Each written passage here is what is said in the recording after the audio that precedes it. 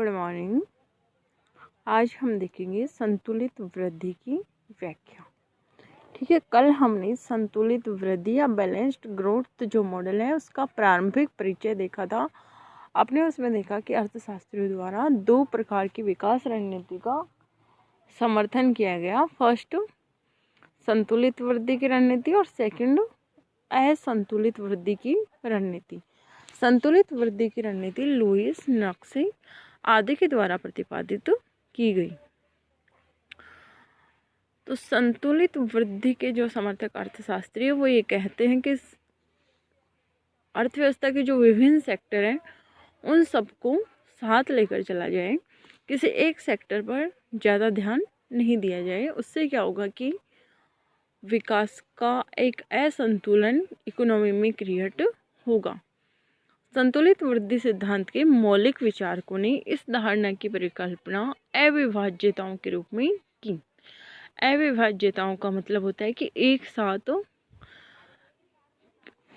काफी सारे पूंजी का निवेश, है ना। अविभाज्यता मतलब इंडिविजुअलिटी की जिसको डिवाइड नहीं कर सकते आप, उसके लिए उनके अनुसार अविभाज्यताएं विकास पथ में अड़चनें डालती हैं।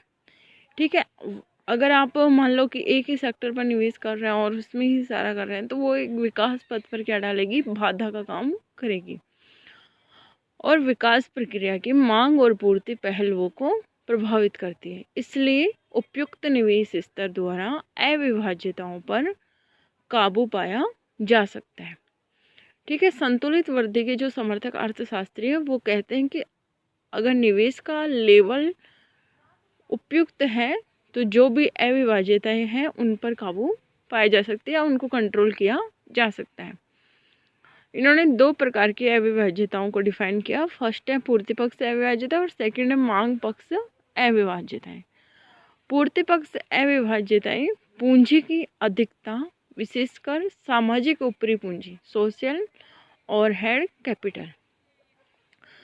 पूंजी की अधिकता से अभिप्राय बहुत सी क्रियाओं में एक साथ निवेश से है ना। मतलब कि जो बहुत सारी जो क्रियाएं हैं उनमें अगर एक साथ निवेश हो रहा है तो ये उसको अविभाज्यताएं कहते हैं, ताकि भिन्न बाहरी वस्तुओं का लाभ उठाया जा सके। ठीक है, जो भी मतलब एक साथ अगर निवेश करेंगे तो उससे जो भी एक्सटर्नल सेविंग होगी उनका लाभ उठाया जा सकता है। दूसरा है मांग पक्ष अविभाज्यताएं। मांग पक्ष अविभाज्यताएं का अभिप्राय मार्केट आकार से है, अर्थात मार्केट का छोटा आकार निवेश और लाभ को प्रभावित करता है, अर्थात उसमें अधिक धन का निवेश नहीं किया जा सकता और उससे प्रॉफिट भी कम होता है और अन्य आर्थिक क्रियाएं भी इससे प्रभावित होती हैं। तो ये इन्होंने दो प्रकार की अविभाज्यताएं बताया, जिसके कारण इन्होंने कहा कि संतुलित वृद्धि का जो मॉडल है उसको अपनाया जाना चाहिए। फिर इसके बाद में इन्होंने विभिन्न क्षेत्रों में संतुलन की बात कही।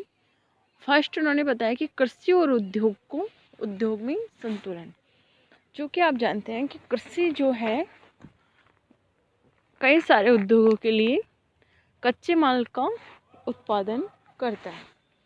ठीक है, कृषि की सहायता से कई सारी जो इंडस्ट्रीज होती है उनके लिए कच्चे माल का उत्पादन होता है, जैसे सूती वस्त्र उद्योग, है ना, और भी कई सारे जैसे चीनी उद्योग।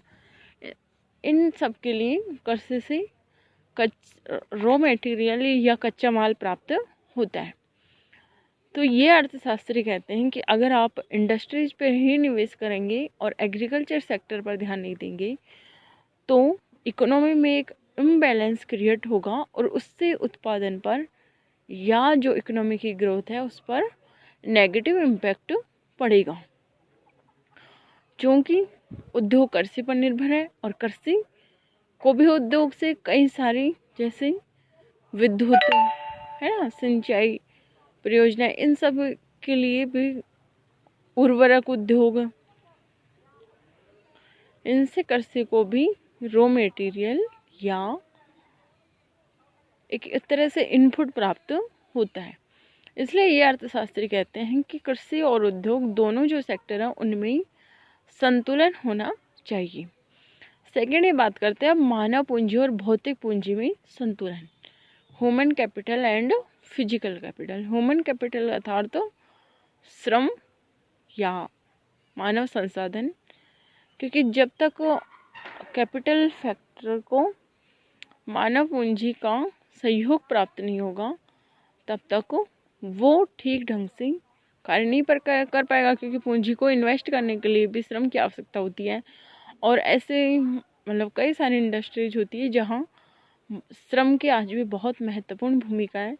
तो ये कहते हैं कि दोनों ही जो सेक्टर है मानव और मतलब श्रम और कैपिटल दोनों में संतुलन होना चाहिए। ऐसा ही नहीं है कि श्रम गहन तकनीक का ही यूज करें आप या फिर पूंजी गहन तकनीक का ही यूज करें, दोनों में संतुलन होना चाहिए। थर्ड ही बात करते हैं घरेलू व्यापार और विदेशी व्यापार में संतुलन। ऐसा नहीं है कि सारी आप जो भी आप प्रोडक्शन कर रहे हैं उसको एक्सपोर्ट कर दें या फिर एक्सपोर्ट नहीं करें या उनसे मतलब इंपोर्ट नहीं करें, ऐसा ये सजेस्ट नहीं करते। इनके अनुसार बैलेंस्ड होना चाहिए। अगर किसी देश को किसी प्रोडक्ट में विशिष्टता प्राप्त है या विशेषीकरण प्राप्त है तो उसका प्रोडक्शन करना चाहिए और उसका एक्सपोर्ट करना चाहिए। दूसरी तरफ अगर ऐसा कोई प्रोडक्ट है जिसको देश को में यहाँ उत्पादित करने में बहुत अधिक लागत लगती है और इसको अगर विदेश से आप इंपोर्ट करें तो प्रॉफिट होता है, तो उसको इंपोर्ट करना चाहिए। ऐसा नहीं है कि प्रत्येक चीज़ देश में ही उत्पादित की जाए। ठीक है, तो ये घरेलू व्यापार और विदेशी व्यापार दोनों में संतुलन की बात करते हैं। इसके लिए लुईस ने जो ये विभिन्न प्रकार के संतुलन है उनके लिए लुईस ने एक को बहुत अच्छी टिप्पणी या बहुत अच्छा एक तरह से आप कह सकते हैं इसको कंपाइल करके या निष्कर्ष करके उन्होंने बताया कि विकास कार्यक्रमों में अर्थव्यवस्था के सभी क्षेत्रों को एक साथ अग्रसर होना चाहिए।